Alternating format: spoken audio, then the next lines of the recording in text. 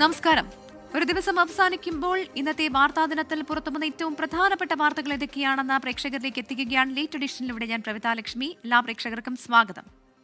Sabarimala സ്വർണ്ണക്കൊള്ളയിൽ Thiruvithamkoor Devaswom board മുൻ president A പത്മകുമാറിനെ ചോദ്യം ചെയ്യാൻ പ്രത്യേക അന്വേഷണ സംഘം.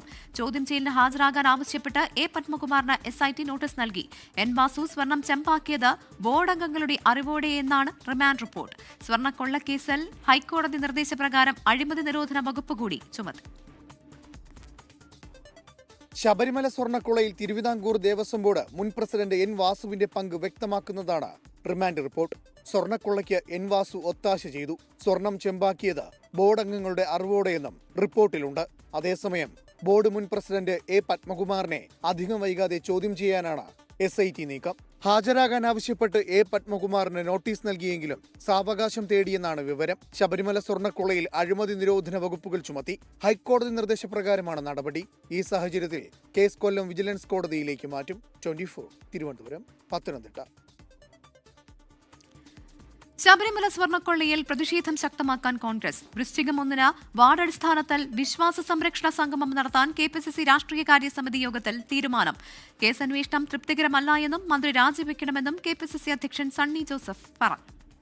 കോടതി ഒക്ടോബർ 6 വിധി പ്രഖ്യാപനം നടത്തിയിട്ടും സ്പെഷ്യൽ ഇൻവെസ്റ്റിഗേഷൻ ടീമിനെ നിയോഗിച്ചിട്ടും ഇതുവരെ നഷ്ടപ്പെട്ട സ്വർണം എത്രയെന്ന് തിട്ടപ്പെടുത്താനോ അത് വീണ്ടെടുക്കാനോ ഗവൺമെന്റ് നടപടികൾ സ്വീകരിച്ചിട്ടുണ്ട്. അപ്പൊ സർക്കാരിന്റെ ഈ അലംഭാവത്തിലും കേസന്വേഷണം ഇനിയും തൃപ്തികരമല്ല എന്നതുകൊണ്ടും മുഴുവൻ പ്രതികളെയും അറസ്റ്റ് ചെയ്തും നഷ്ടപ്പെട്ട മുഴുവൻ സ്വർണവും വീണ്ടെടുക്കണം എന്നാവശ്യപ്പെട്ടുകൊണ്ടും വൃശ്ചിക മാസം 1 തീയതി ശബരിമല നട തുറക്കുന്ന ദിവസം കേരളത്തിലെ കോൺഗ്രസിന്റെ എല്ലാ വാർഡ് കമ്മിറ്റികളും അന്ന് വിശ്വാസ സംരക്ഷണത്തിന് വേണ്ടി പ്രത്യേകമായിട്ടുള്ള പ്രോഗ്രാം നടത്തുന്നു. എല്ലാ വാർഡുകളിലും വിശ്വാസ സംരക്ഷണ സംഗമങ്ങൾ അന്ന് പ്രത്യേകമായിട്ട് കോൺഗ്രസിന്റെ വാർഡ് കമ്മിറ്റികൾ നടത്തുകയാണ്. ശബരിമല സ്വർണ്ണക്കൊള്ളയിൽ എൻ വാസു ഇടനിലക്കാരൻ മാത്രമെന്ന് BJP നേതാവ് K സുരേന്ദ്രൻ. അറസ്റ്റ് കൊണ്ട് എല്ലാം പുറത്തുവരില്ല. മുൻ ദേവസ്വം മന്ത്രി കടകംപള്ളി സുരേന്ദ്രൻ അറിയാതെ സ്വർണം ചെമ്പാവില്ല എന്നും K സുരേന്ദ്രൻ പറഞ്ഞു. കടകംപള്ളി സുരേന്ദ്രനും ഇപ്പോൾ വാസവനും തുടർച്ചയായി നടന്ന ഈ അഴിമതിയിൽ അവരെല്ലാവരും ഈ സ്വർണം അടിച്ചു മാറ്റാൻ വേണ്ടിയിട്ടുള്ള പല വിധത്തിലുള്ള നീക്കങ്ങൾ നടത്തിയിട്ടുണ്ട്. വാസുവിന്റെ പേരിൽ ഗൂഢാലോചനയാണ് ചാർത്തുന്നതെങ്കിൽ, ക്രിമിനൽ കോൺസ്പിറസിയാണ് ചേർത്തിട്ടുള്ളതെങ്കിൽ ആ ഗൂഢാലോചനയിൽ വാസു ഒറ്റക്കല്ല. വാസുവും പത്മകുമാറും മാത്രമല്ല, 2 ദേവസ്വം മന്ത്രിമാരെ കൂടി ഈ സർക്കാരിന് പ്രതി ചേർക്കേണ്ടതായി വരും. അന്നത്തെ ദേവസ്വം മന്ത്രി കടകംപള്ളി സുരേന്ദ്രനും ദേവസ്വം മന്ത്രി വാസവനും അറിയാതെ ഈ സ്വർണ്ണക്കൊള്ളയുടെ മുഴുവൻ കാര്യങ്ങളും നടക്കില്ല. ശബരിമല മണ്ഡലകാലത്തിന്റെ ഒരുക്കങ്ങളിൽ നിർദ്ദേശവുമായി ഹൈക്കോടതി ദേവസ്വം ബെഞ്ച്. ഭക്തർക്ക് അടിസ്ഥാന സൗകര്യം ഉറപ്പാക്കണമെന്നും ശുചിമുറികൾ വർദ്ധിപ്പിക്കണമെന്നുമാണ് നിർദ്ദേശം. മേൽശാന്തിമാർക്കൊപ്പം എത്തുന്ന സഹായികളുടെ വിവരങ്ങൾ നൽകാൻ ദേവസ്വം ബോർഡ് സാവകാശം തേടി. മണ്ഡലകാലം തുടങ്ങാൻ ദിവസങ്ങൾ മാത്രം അവശേഷിക്കുകയാണ് ദേവസ്വം ബെഞ്ചിന്റെ നിർദ്ദേശം. ശുചിമുറികളുടെ എണ്ണത്തിൽ കോടതി അതൃപ്തി രേഖപ്പെടുത്തി. 53 ലക്ഷം ഭക്തർ വരുന്നിടത്ത് 1000 ശുചിമുറികൾ കൊണ്ട് എന്ത് കാര്യമാണുള്ളത്? അടുത്ത സീസണിലെങ്കിലും ഇത് വർദ്ധിപ്പിക്കാൻ നടപടി വേണമെന്ന് നിർദ്ദേശിച്ചു. അടിസ്ഥാന സൗകര്യങ്ങളില്ലെങ്കിൽ ക്യൂവിന്റെ എണ്ണം കുറയ്ക്കേണ്ടി വരുമെന്നും കോടതി ഓർമ്മിപ്പിച്ചു. ശബരിമലയിൽ രാസകുങ്കുമ വിൽപ്പന നിരോധിച്ച കോടതി ഉത്തരവ് ചോദ്യം ചെയ്തുള്ള ഹർജി ദേവസ്വം ബെഞ്ച് തള്ളി. പരിസ്ഥിതി പ്രശ്നങ്ങളും ഭക്തരുടെ ആരോഗ്യവും പരിഗണിച്ചാണ് ഹൈക്കോടതി തീരുമാനമെടുത്തത്. രാസകുങ്കുമത്തിന്റെ ബുദ്ധിമുട്ട് മനസ്സിലാകണമെങ്കിൽ ഹർജിക്കാരൻ വീട്ടിലുള്ള ഭാര്യയുടെയും മക്കളുടെയും ദേഹത്ത് തേച്ചാൽ മതിയെന്നും കോടതി വിമർശിച്ചു. ശബരിമല മാളികപ്പുറം മേൽശാന്തിമാരുടെ സഹായികളുടെ വിശദാംശങ്ങൾ സമർപ്പിക്കാൻ ദേവസ്വം ബോർഡ് സാവകാശം തേടി. 10 ദിവസം ഹൈക്കോടതി സമയം അനുവദിച്ചു. ശബരിമല സ്വർണ്ണക്കൊള്ള വിവാദത്തിന്റെ പശ്ചാത്തലത്തിലായിരുന്നു കോടതി സഹായികളുടെ വിവരം തേടിയത്. വിഷ്ണു സുരേഷ്, 24 കൊച്ചി. PM ശ്രീ പദ്ധതി മരവിപ്പിക്കണമെന്നാവശ്യപ്പെട്ട് സംസ്ഥാന സർക്കാർ കേന്ദ്രത്തിന് കത്തയച്ചു. കത്ത് വൈകുന്നതിൽ അതൃപ്തി അറിയിച്ച് CPI മന്ത്രിമാർ മുഖ്യമന്ത്രിയെ കണ്ടതിന് പിന്നാലെയാണ് നടപടി. കത്തയച്ച വാർത്ത 24 പുറത്തുവിട്ടതിന് പിന്നാലെ വിദ്യാഭ്യാസ മന്ത്രി V ശിവൻകുട്ടി സ്ഥിരീകരിച്ചു. CPI കലാപക്കൊടി ഉയർത്തിയതോടെ LDFിൽ രാഷ്ട്രീയ പ്രതിസന്ധി ഉണ്ടാക്കിയ PMC പദ്ധതി വിവാദത്തിലെ പ്രധാന ഒത്തുതീർപ്പ് വ്യവസ്ഥയായിരുന്നു കത്തയക്കൽ. മന്ത്രിസഭാ തീരുമാനം വന്ന് 13 ദിവസം കഴിയുമ്പോഴാണ് കേന്ദ്രത്തിന് കത്തയക്കണമെന്ന വ്യവസ്ഥ പാലിക്കുന്നത്. ഇന്ന് രാവിലെയോടെ സർക്കാരിന് വേണ്ടി പൊതുവിദ്യാഭ്യാസ സെക്രട്ടറി K വാസുകിയാണ് കേന്ദ്ര മാനവവിഭവശേഷി മന്ത്രാലയത്തിന് കത്തയച്ചത്.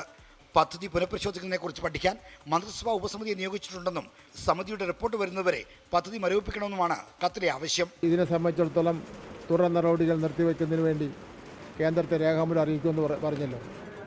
അതിപ്പോൾ രേഖാമൂലം അറിയിച്ചിട്ടുണ്ട്. മുഖ്യമന്ത്രി പ്രഖ്യാപിച്ചിരുന്ന സംഗതിയാണല്ലോ. ബാക്കി കാര്യങ്ങളൊക്കെ തന്നെ ഉപസമിതി കൂടി ആലോചിക്കും. CPI വീണ്ടും രാഷ്ട്രീയ സമ്മർദ്ദം ശക്തമാക്കിയതോടെയാണ് കത്തയക്കാൻ സർക്കാർ നിർബന്ധിതമായത്. മന്ത്രിസഭാ തീരുമാനമെടുത്ത് 2 ആഴ്ചയായിട്ടും കത്തയക്കാത്തിൽ അതൃപ്തി അറിയിച്ച് CPI മന്ത്രിമാർ ഇന്ന് രാവിലെ മുഖ്യമന്ത്രിയെ കണ്ടിരുന്നു. ഇതിന് പിന്നാലെയാണ് കത്തയക്കൽ നടപടികൾക്ക് വേഗം കൈവന്നത്. CPI പറഞ്ഞു സംശയമൊന്നും ആർക്കും വേണ്ട, കത്തയക്ക് വന്നു. ആ കത്ത് ഇപ്പോൾ അയച്ചിരിക്കുന്നു. നിങ്ങളുടെ എല്ലാം ആശങ്ക അസ്ഥാനത്താണ് എന്ന കാര്യം തെളിയിക്കപ്പെട്ടിരിക്കുന്നു. കമ്മ്യൂണിസ്റ്റ് പാർട്ടിയുടെ അഭിപ്രായത്തിൽ ഇത് ഉറപ്പിച്ചു പറയട്ടെ, വീണ്ടും LDF രാഷ്ട്രീയത്തിൻ്റെ വിജയമാണ്. പദ്ധതി മരവിപ്പിക്കണമെന്നാവശ്യപ്പെട്ടുള്ള സംസ്ഥാനത്തിന്റെ കത്തിനോട് കേന്ദ്രം എന്ത് നിലപാട് സ്വീകരിക്കുമെന്നതാണ് നിർണായകമായ കാര്യം. ആർ ശ്രീജിത്ത്, 24 തിരുവനന്തപുരം. കേരള സർവകലാശാലയിൽ നാടകീയ രംഗങ്ങൾ. വൈസ് ചാൻസലർ ഡോക്ടർ മോഹനൻ കുന്നുമ്മലിനെ SFI പ്രവർത്തകർ തടഞ്ഞു. VC-യുടെ രാജി ആവശ്യപ്പെട്ടും ജാതി അധിക്ഷേപത്തിൽ വിവാദത്തിലായ ഡീൻ ഡോക്ടർ CN വിജയകുമാരിയെ പുറത്താക്കണമെന്ന ആവശ്യമുന്നയിച്ചുമായിരുന്നു പ്രതിഷേധം. സർവകലാശാല ആസ്ഥാനത്ത് ചേർന്ന സെനറ്റ് യോഗം ഇടതംഗങ്ങളുടെ പ്രതിഷേധത്തിൽ സ്തംഭിച്ചു.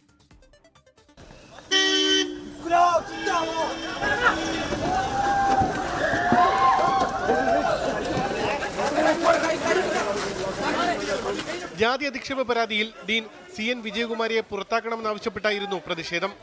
SFI പ്രവർത്തകർ സർവകലാശാലയിലേക്ക് മാർച്ച് നടത്തി.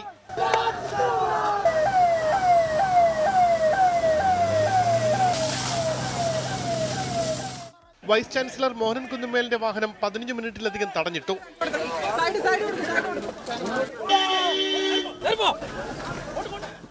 സെനറ്റ് യോഗത്തിൽ ഇടതംഗങ്ങളും ശക്തമായി പ്രതിഷേധമുയർത്തി.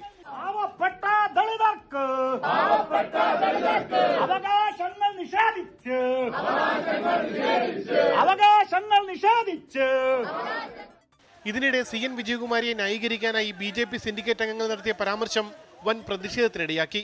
ടീച്ചറുടെ വീട്ടിൽ ടീച്ചർക്കും ടീച്ചറുടെ കുട്ടികൾക്കും ഭർത്താവിന് പോലും അന്നം വിളമ്പി കൊടുക്കുന്നത് ഒരു ദളിതാണെന്ന് നിങ്ങൾക്ക് എത്ര പേർക്ക് അറിയാം?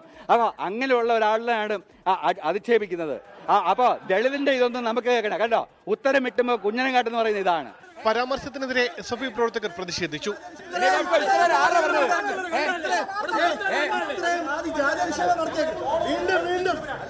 ജാതി അധിക്ഷേപത്തിലും സെനറ്റ് യോഗം കലങ്ങിയതിലും പ്രതിഷേധവുമായി UDF അംഗങ്ങളും രംഗത്തെത്തി. 24 തിരുവനന്തപുരം. നീതി ലഭിക്കുമെന്ന് പ്രതീക്ഷയില്ലെന്ന് തിരുവനന്തപുരം മെഡിക്കൽ കോളേജ് ആശുപത്രിയിൽ ചികിത്സ ലഭിക്കാതെ മരിച്ച കൊല്ലം പന്മന സ്വദേശി വേണുവിന്റെ ഭാര്യ സിന്ധു. ആരോപണം തെളിയിക്കുന്ന രേഖകളുമായി നാളെ ഹാജരാകാൻ മെഡിക്കൽ എഡ്യൂക്കേഷൻ ഡയറക്ടർ ആവശ്യപ്പെട്ടു. എന്നാൽ ചടങ്ങുകൾ പൂർത്തിയാകാതെ ഈ അവസ്ഥയിൽ തന്നെ തിരുവനന്തപുരത്തേക്ക് വിളിപ്പിച്ച രീതി ശരിയായില്ല എന്നും സിന്ധു 24-നോട് പറഞ്ഞു.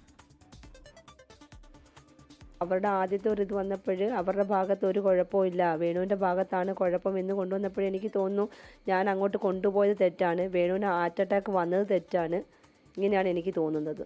കഴിഞ്ഞ ദിവസമാണ് മെഡിക്കൽ എഡ്യൂക്കേഷൻ ഡയറക്ടറുടെ ഓഫീസിൽ നിന്ന് തിരുവനന്തപുരത്തെത്തി തെളിവ് കൈമാറാൻ വേണുവിന്റെ ഭാര്യ സിന്ധുവിന് സന്ദേശം ലഭിക്കുന്നത്.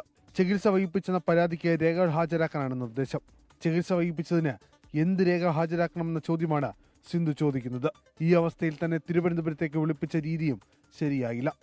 എനിക്കാണ് നഷ്ടം സംഭവിച്ചത്. അങ്ങനെ ആകുമ്പോൾ അവർ ഇങ്ങോട്ടാണ് വന്ന് അന്വേഷിക്കേണ്ടത് എന്താണ് നഷ്ടം എന്നുള്ളത്. ഇപ്പം ഞാൻ അങ്ങോട്ട് ചെന്ന് മൊഴി കൊടുക്കേണ്ട ഒരു അവസ്ഥയാണ് വന്നിരിക്കുന്നത്. എൻ്റെ ഭാഗങ്ങൾ അല്ലെങ്കിൽ എൻ്റെ ഹസ്ബൻഡിൻ്റെ ഭാഗം ക്ലിയർ ആക്കാൻ ഞാൻ ഇപ്പോൾ അങ്ങോട്ട് ചെന്നിട്ട് ഞാൻ അവരുടെ കയ്യും കാലും പിടിക്കേണ്ട ഒരു അവസ്ഥയാണ് ഇപ്പോൾ വന്നിരിക്കുന്നത്. ഈ മാനസികാവസ്ഥയിൽ അവിടെ പോയി മൊഴി കൊടുക്കാനും പറ്റുന്ന അവസ്ഥയിലല്ല.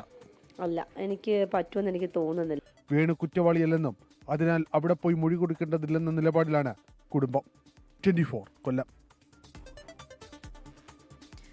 വനം വകുപ്പിന് കേരളത്തിൽ പലയിടത്തും പല നിയമങ്ങളെന്ന് ഗതാഗത മന്ത്രി KB ഗണേഷ് കുമാർ. ക്ഷേത്രാചാരങ്ങൾ ഇല്ലാതായി അനാചാരങ്ങൾ കൂടി വരികയാണെന്നും മന്ത്രി പറഞ്ഞു. തിരുവനന്തപുരത്ത് സംഘടിപ്പിച്ച കേരള എലിഫന്റ് ഓണേഴ്സ് ഫെഡറേഷൻ സംസ്ഥാന സമ്മേളനത്തിൽ സംസാരിക്കുകയായിരുന്നു മന്ത്രി KB ഗണേഷ് കുമാർ.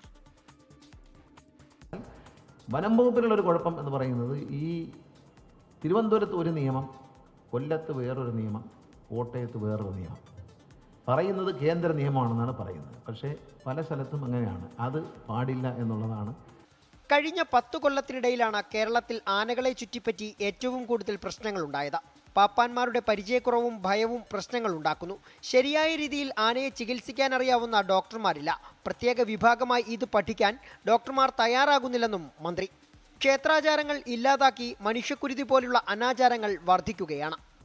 നമ്മുടെ എല്ലാ ആചാരങ്ങളും ഒന്ന് എടുത്തു നോക്കൂ, ഓരോന്നായിട്ട്. ഇപ്പോൾ ക്ഷേത്ര ആചാരങ്ങൾ പഴയ കാലത്ത് എടുത്തു നോക്കിയാൽ പഴയ ഫോട്ടോകളൊക്കെ എടുത്ത്, പഴയ തറവാടുകളിലെ ഫോട്ടോകളും പഴയ രേഖകളൊക്കെ എടുത്ത് നോക്കണം. പല ആചാരങ്ങളും ഇല്ലാതായി. അനാചാരങ്ങൾ കൂടിവിടും. മനുഷ്യക്കുരുതി പോലുള്ള നല്ല അനാചാരങ്ങൾ, മനുഷ്യനെ കുരുതി കൊടുക്കുക, ദുർമന്ത്രവാദം, സ്ത്രീകളെ സിഗരറ്റ് കൊണ്ട് കുത്തുക, പിന്നെ ചൂരലിനടിക്കുക, ഇങ്ങനെയുള്ള നല്ല മനോഹരമായ ആചാരങ്ങൾ വരുന്നു. പകരം ക്ഷേത്രാചാരങ്ങളടക്കമുള്ള ആചാരങ്ങൾ ഇതുപോലെ ഓരോരുത്തർ ഇടപെട്ട് നശിപ്പിച്ചുകൊണ്ട് ചെണ്ട അടിക്കുന്നതിനെതിരായിട്ട് കേസ് കൊടുത്തിട്ടുണ്ടല്ലോ, അറിയാമല്ലോ, നമുക്കറിയാവുന്ന കാര്യമാണ്. വെടിക്കെട്ടിനെതിരെ കേസ് കൊടുത്തിട്ടുണ്ട്, ചെണ്ട അടിക്കുന്നതിനെതിരെ കേസ് കൊടുത്തിട്ടുണ്ട്, ആനയ്ക്കെതിരെ കേസ് കൊടുത്തിട്ടുണ്ട്. ഇങ്ങനെ ഓരോന്ന് കൊടുക്കുകയാണ്. ആനകളെ നാട്ടിലെത്തിക്കുന്നതിലെ സാങ്കേതിക തടസ്സങ്ങൾ മാറാൻ കേന്ദ്ര വനം മന്ത്രിയുടെ ശ്രദ്ധയിൽപ്പെടുത്തുമെന്നും ഗണേഷ് കുമാർ പറഞ്ഞു. ആന ഉടമകളുടെ പ്രതിസന്ധികൾക്കുള്ള പരിഹാരം പെരുമാറ്റച്ചട്ടമുള്ളതിനാൽ ഇപ്പോൾ പ്രഖ്യാപിക്കുന്നില്ലെന്ന് സമ്മേളനം ഉദ്ഘാടനം ചെയ്ത വനമന്ത്രി AK ശശീന്ദ്രൻ. ഉയർന്ന ഉദ്യോഗസ്ഥന്മാരും ഈ കാര്യങ്ങൾ ചർച്ച ചെയ്തിരുന്നു. ചർച്ചയിൽ കണ്ടെത്തിയ തീരുമാനങ്ങൾ ഇന്നിവിടെ പറഞ്ഞാൽ ഞങ്ങൾക്ക് രണ്ടുപേർക്കും ഇലക്ഷൻ കമ്മീഷന്റെ തിട്ടൂരം വരാനാണ് സാധ്യത. ആന ഉടമകളും പാപ്പാന്മാരുമടക്കം നിരവധി പേർ സമ്മേളനത്തിൽ പങ്കെടുത്തു. 24 തിരുവനന്തപുരം. സഹകരണ ബാങ്കിൽ നിന്നും എടുത്ത വായ്പ അടച്ചു തീർത്തിട്ടും കാഴ്ചശക്തിയില്ലാത്ത വയോധികന് കുടിയിറക്ക് ഭീഷണി.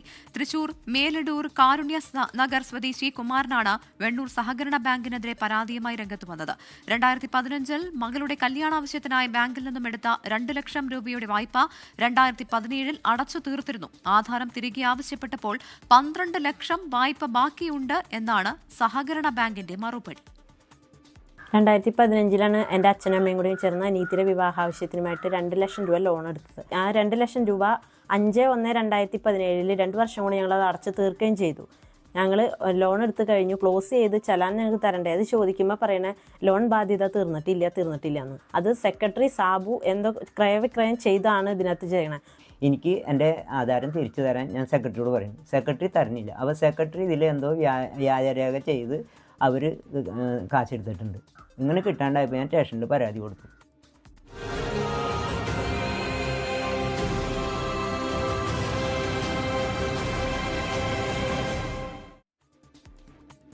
തദ്ദേശ തെരഞ്ഞെടുപ്പിൽ കൊച്ചി കോർപ്പറേഷനിലെ ആദ്യഘട്ട സ്ഥാനാർത്ഥികളെ പ്രഖ്യാപിച്ച് LDF-ഉം NDA-യും.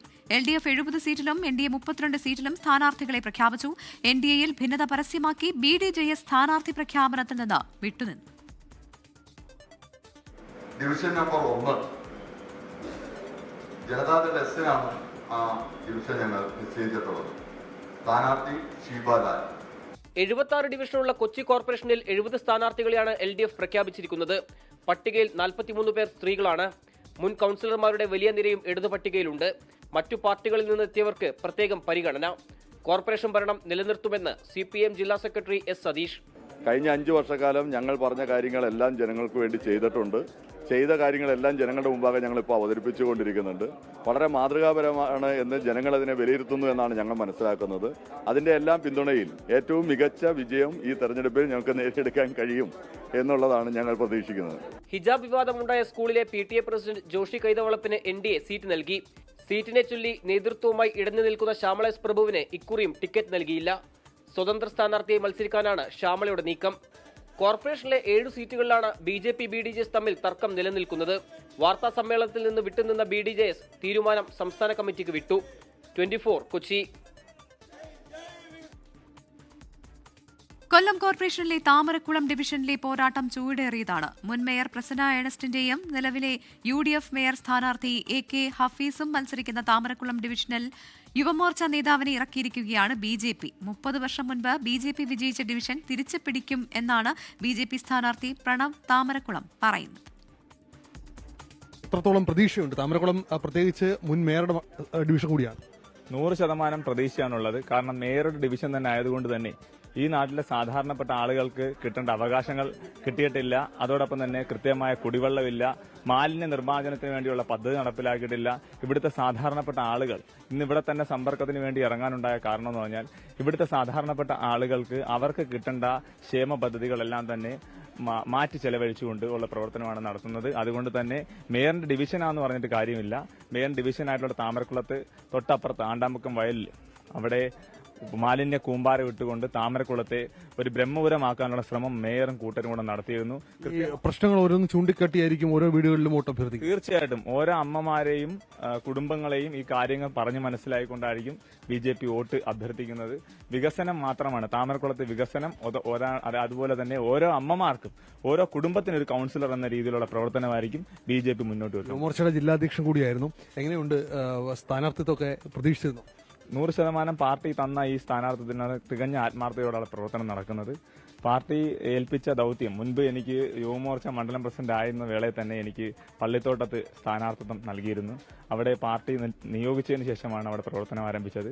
അപ്പോൾ അവിടെ ഒരു മിന്നൽ പ്രവർത്തനം നടത്തുവാൻ നമുക്ക് സാധിച്ചിരുന്നു. അതേ കണക്ക് അത് കണ്ടുകൊണ്ട് തന്നെയാണ് പാർട്ടി തികഞ്ഞ ഉത്തമ വിശ്വാസത്തോടെ എന്നെ ഏൽപ്പിച്ചത്. ഇവിടെ താമരക്കുളം ബാലികാറാമലയാകില്ല, ഒരിക്കലുമില്ല. ഇതിനൊപ്പം താമരക്കുളം ഉണ്ട്.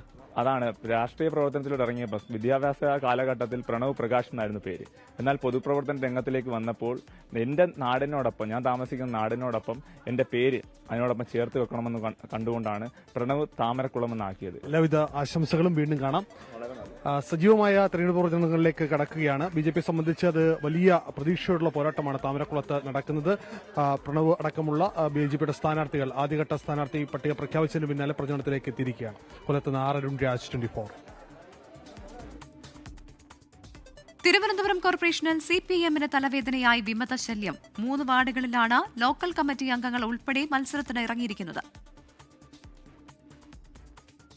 തദ്ദേശ തെരഞ്ഞെടുപ്പ് അടുത്തിരിക്കെ CPIM-നെ വെട്ടിലാക്കിയാണ് പാർട്ടി അംഗങ്ങൾ തന്നെ രംഗത്തെത്തിയത്.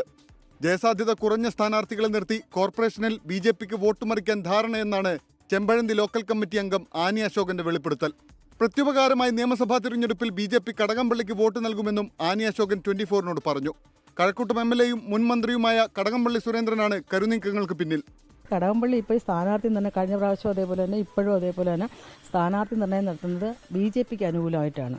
എന്ന് വെച്ചാൽ ആ സഖാവ് MLA ആയിട്ട് മത്സരിക്കുമ്പോൾ ഇഷ്ടം പോലെ വോട്ട് കിട്ടുകയും നമ്മൾ ഈ കോർപ്പറേഷൻ തെരഞ്ഞെടുപ്പിൽ മത്സരിക്കുന്ന സ്ഥാനാർത്ഥികളെല്ലാം തോക്കുന്ന ഒരു അവസ്ഥയുണ്ട്. സമാന ആരോപണം കടകംപള്ളിക്കെതിരെ ഉന്നയിച്ചാണ് ലോക്കൽ കമ്മിറ്റി അംഗം ശ്രീകണ്ഠൻ ഉള്ളൂരിൽ വിമത സ്ഥാനാർത്ഥിയാകാൻ ഒരുങ്ങുന്നത്.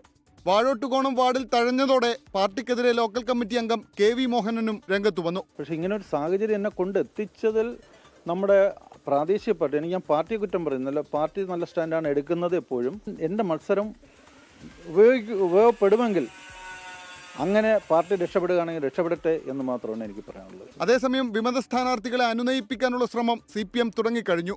24 തിരുവനന്തപുരം. ഒരു സന്തോഷ വാർത്ത പ്രേക്ഷകരുമായി പങ്കുവയ്ക്കുകയാണ്. ജവഹർലാൽ നെഹ്റു കൾച്ചറൽ സൊസൈറ്റിയുടെ പുരസ്കാരം 24-ന് മികച്ച കറസ്പോണ്ടന്റിനുള്ള പുരസ്കാരം 24 Kochi bureau reporter Ann Maria സണ്ണിക്ക് ലഭിച്ചു. കല്യാൺ ഗ്രാൻഡ് ഷോപ്പിംഗിന്റെ വിസ്മയ ലോകം ഇനി തൃശൂർ വടക്കാഞ്ചേരിക്കും സ്വന്തം. കാത്തിരിപ്പിന് വിരാമമിട്ട് പട്ടണത്തിൽ ഷോപ്പിംഗ് പൂരത്തിന് കൊടിയേറി. കല്യാൺ എക്സ്പ്രസ് മാർട്ടിന്റെ ഏറ്റവും പുതിയ ഷോറൂം വടക്കാഞ്ചേരി കുന്നംകുളം റോഡിൽ പ്രവർത്തനം തുടങ്ങി. 9,000 സ്ക്വയർ ഫീറ്റോളം വരുന്ന അതിവിശാലമായ ബഹുനില കെട്ടിടത്തിൽ ഒരുങ്ങിയ വ്യാപാര സ്ഥാപനത്തിൽ എത്തുന്നവർക്കായി വിശാലമായ പാർക്കിംഗ് സൗകര്യം ഒരുക്കിയിട്ടുണ്ട്. മികച്ച ഓഫറുകളും ഗുണമേന്മയേറിയ ഉൽപ്പന്നങ്ങളും കല്യാണിന്റെ മാത്രം സവിശേഷതയാണ്. ആവശ്യമായതെല്ലാം ഒരു കുടക്കീഴിൽ ലഭിക്കുമെന്നതിനാൽ കല്യാൺ എക്സ്പ്രസ് മാർട്ടിന്റെ വടക്കാഞ്ചേരിയിലെ പുതിയ ഷോറൂമും ഉപഭോക്താക്കൾ ഏറ്റെടുത്തു കഴിഞ്ഞു. ഉത്സവാന്തരീക്ഷത്തിൽ നടന്ന ഉദ്ഘാടനം കുന്നംകുളം MLA മുൻ മന്ത്രിയുമായ AC മൊയ്തീൻ നിർവഹിച്ചു. Kalyan silks chairman TS Pattabhiraman ഭദ്രദീപം തെളിയിച്ചു. ഓരോ പച്ചക്കറിയായാലും ഫ്രൂട്ട്സ് ആയാലും ഓരോ രാജ്യങ്ങളിലും ഓരോ സ്ഥലങ്ങളിലാണ് ഉൽപ്പാദിപ്പിക്കുന്നത്. ആ ഉൽപ്പാദനം അവിടെ നിന്ന് തന്നെ ഫുൾ ലോഡായിട്ട് നമുക്ക് വരുമ്പോഴാണ് ഏറ്റവും നല്ല ക്വാളിറ്റിയും ന്യായമായ വിലയ്ക്ക് നൽകാൻ സാധിക്കുക. മാനേജിംഗ് ഡയറക്ടർമാരായ പ്രകാശ് പട്ടാഭിരാമൻ, മഹേഷ് പട്ടാഭിരാമൻ, എക്സിക്യൂട്ടീവ് ഡയറക്ടേഴ്സായ Vardhini Prakash, Madhumathi Mahesh, general manager Sony Joseph, regional manager Ajeesh Babu, Aneesh G Nair, MLA Xavier Chittilappally, Vadakkanchery നഗരസഭാ chairman PN Surendran, block panchayat president KV Nafeesa, വ്യാപാരി വ്യവസായി ഏകോപന സമിതി Vadakkanchery unit president Ajith Mallayya, PN Vaishakh, MR Anoop Kishore, PR Aravindakshan, NK Pramod Kumar, AK Satheesh Kumar, PN Gokulan, Aishwarya Suresh തുടങ്ങി വടക്കാഞ്ചേരിയുടെ രാഷ്ട്രീയ, സാമൂഹിക, സാംസ്കാരിക, വ്യാപാര മേഖലകളിലെ നിരവധി പേർ പങ്കെടുത്തു. 24 തൃശൂർ. ഡൽഹി ചെങ്കോട്ടയ്ക്ക് സമീപമുണ്ടായത് ഭീകരാക്രമണമെന്ന് സ്ഥിരീകരിച്ച കേന്ദ്ര സർക്കാർ. പ്രധാനമന്ത്രി നരേന്ദ്രമോദിയുടെ അധ്യക്ഷതയിൽ ചേർന്ന കേന്ദ്ര മന്ത്രിസഭാ യോഗം സംഭവത്തെ അപലപിച്ച് പ്രമേയം പാസാക്കി. ഭീകരവാദത്തെ വെച്ചുപൊറുപ്പിക്കില്ല എന്നും പ്രമേയത്തിൽ പറയുന്നു. സുരക്ഷാ കാര്യങ്ങൾക്കുള്ള കേന്ദ്ര മന്ത്രിസഭാ സമിതി അന്വേഷണ പുരോഗതി വിലയിരുത്തി. The cabinet expressed its profound grief over the loss of lives in the terrorist incident involving a car explosion near the Red Fort in Delhi on the evening of 10th November 2025. The cabinet observed 2 minutes silence in honor of the innocent lives lost. ചെങ്കോട്ടയ്ക്ക് സമീപം സ്ഫോടനമുണ്ടായി 3-ാം ദിവസമാണ് ഭീകരാക്രമണമെന്ന് ഔദ്യോഗികമായി സ്ഥിരീകരിക്കുന്നത്. Car സ്ഫോടനം ഭീകരവാദ സംഭവം എന്നാണ് പ്രധാനമന്ത്രി നരേന്ദ്രമോദിയുടെ അധ്യക്ഷതയിൽ ചേർന്ന കേന്ദ്ര മന്ത്രിസഭാ യോഗം പാസാക്കിയ പ്രമേയത്തിൽ പരാമർശിക്കുന്നത്. സ്ഫോടനത്തിന് പിന്നിൽ രാജ്യവിരുദ്ധ ശക്തികളാണെന്നും പിന്നിൽ പ്രവർത്തിച്ചവരെയും സ്പോൺസർമാരെയും എത്രയും വേഗം കണ്ടെത്തി നിയമത്തിന് മുന്നിൽ കൊണ്ടുവരുമെന്നും പ്രമേയത്തിൽ പറയുന്നു. അന്വേഷണം ഉന്നതതലത്തിൽ സൂക്ഷ്മമായി നിരീക്ഷിക്കുന്നുണ്ടെന്നും കേന്ദ്രമന്ത്രി അശ്വിനി വൈഷ്ണവ്. മന്ത്രിസഭായോഗത്തിന് പിന്നാലെ ചേർന്ന സുരക്ഷാ കാര്യങ്ങളുടെ സമിതി അന്വേഷണ പുരോഗതി വിലയിരുത്തി. പ്രാഥമിക അന്വേഷണത്തിനു ശേഷം ഏജൻസികൾ സമർപ്പിച്ച റിപ്പോർട്ട് ആഭ്യന്തരമന്ത്രി അമിത്ഷാ യോഗത്തിന് മുന്നിൽ വെച്ചു. പ്രാഥമിക ഫോറൻസിക് റിപ്പോർട്ട് വന്ന ശേഷം ഉന്നതതല സമിതി വീണ്ടും യോഗം ചേരും. 24 ഡൽഹി. ഡൽഹി സ്ഫോടനത്തിലെ മുഖ്യപ്രതി ഉമർ നബിയുടെ പേരിൽ രജിസ്റ്റർ ചെയ്ത ചുവന്ന എക്കോ സ്പോർട്ട് കാർ കണ്ടെത്തി. ഡൽഹി പോലീസ് 5 സംഘങ്ങളായി തിരച്ചിൽ നടത്തിയാണ് കാർ കണ്ടെത്തിയത്. അതേസമയം ഡൽഹിയിൽ വൻ ഭീകരാക്രമണത്തിന് ഫരീദാബാദ് സംഘം പദ്ധതിയിട്ടിരുന്നതായി വിവരം. ഊർജിത അന്വേഷണത്തിനൊടുവിലാണ് ഹരിയാനയിലെ ഖണ്ഡാവലിയിലെ ഫാം ഹൌസിന് സമീപത്തു നിന്ന് ഡൽഹി പോലീസ് കാർ കണ്ടെത്തിയത്. വടക്കുകിഴക്കൻ ഡൽഹിയിലെ ന്യൂ സീലംപൂരിലെ വിലാസത്തിലാണ് വാഹനം രജിസ്റ്റർ ചെയ്തിരുന്നത്. തിരച്ചിലിന് 5 പ്രത്യേക സംഘത്തെ ഡൽഹി പോലീസ് നിയോഗിച്ചിരുന്നു. ടോൾ പ്ലാസകളിൽ ഉൾപ്പെടെ കനത്ത പരിശോധന നടത്തുകയും ചെയ്തു. അതേസമയം അറസ്റ്റിലായ വനിതാ ഡോക്ടർ ഷാഹിനിൽ നിന്ന് നിർണായക വിവരങ്ങൾ അന്വേഷണ സംഘത്തിന് ലഭിച്ചു. ഡൽഹിയിൽ ആക്രമണം നടത്താനുള്ള പദ്ധതികൾ ചർച്ച ചെയ്തത് ചാറ്റ് ആപ്പുകളിലൂടെയെന്ന് ഷാഹിൻ വെളിപ്പെടുത്തി. റിപ്പബ്ലിക് ദിനത്തിലും ദീപാവലിക്കും ആക്രമണം നടത്തുകയായിരുന്നു ലക്ഷ്യം. ഡോക്ടർ ഉമർ നബി ഭീകരാക്രമണ പദ്ധതിയെക്കുറിച്ച് ചർച്ച ചെയ്തിരുന്നു. അൽഫല സർവകലാശാലയിലെ ചില ഡോക്ടേഴ്സിനെ സംബന്ധിച്ചും ചോദ്യം ചെയ്യലിൽ ഷഹീൻ നിർണായക വിവരങ്ങൾ നൽകിയെന്നാണ് സൂചന. ജനുവരിയിൽ ഡോക്ടർ മുസമ്മിലും ഡോക്ടർ ഉമറും ചെങ്കോട്ട പരിസരത്തെത്തിയിരുന്നു. മുസമ്മിലിന്റെ ഫോണിൽ നിന്നാണ് ഈ വിവരം ലഭിച്ചത്. വൈറ്റ് കോളർ ഭീകര സംഘത്തിന്റെ നേതാവ് ഉമർ നബി എന്നാണ് അന്വേഷണ ഏജൻസികൾ നൽകുന്ന സൂചന. 24 ഡൽഹി. ഇതോടെ ലേറ്റ് എഡിഷൻ പൂർണ്ണമാകുന്നു. Good night. ലോകത്തെവിടെയായാലും ഏത് സമയത്തും 24 വാർത്തകളും ഓഗ്മെന്റഡ് റിയാലിറ്റി പാക്കേജുകളും എക്സ്പ്ലെയിനറുകളും വിശദമായി കാണാൻ ഞങ്ങളുടെ യൂട്യൂബ് ചാനൽ നിങ്ങൾക്ക് സബ്സ്ക്രൈബ് ചെയ്യാം.